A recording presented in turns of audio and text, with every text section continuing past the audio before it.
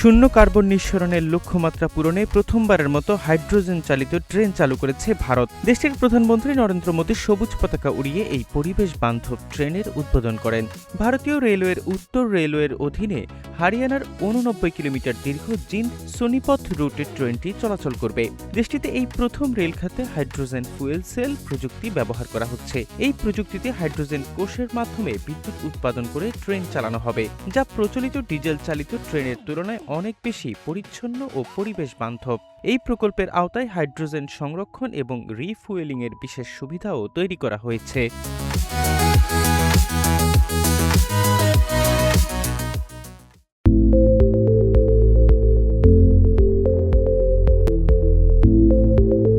Hydrogen ট্রেনটি একটি 10 বগির hydrogen fuel cell ভিত্তিক ট্রেন সেট। ট্রেনটিতে একসঙ্গে প্রায় 2600 যাত্রী যাতায়াত করতে পারবেন। এর নকশা প্রণয়ন থেকে শুরু করে প্রোটোটাইপ বা মূল কাঠামো তৈরি সবটাই ভারতের নিজস্ব উদ্যোগে করা হয়েছে।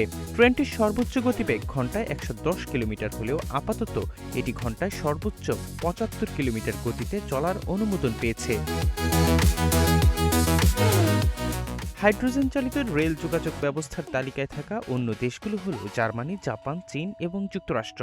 বিশ্বের প্রথম হাইড্রোজেন চালিত যাত্রীবাহী ট্রেন অ্যালোস্টম কানাডিয়া আইল্যান্ড চালু করে এই প্রযুক্তির পথ প্রদর্শক হয়েছিল জার্মানি। 2022 সালে ট্রেনটি একবারের জ্বালানিতে রেকর্ড 1175 কিলোমিটার পথ পাড়ি দিয়ে বিশ্বকে তাক লাগিয়ে দেয়।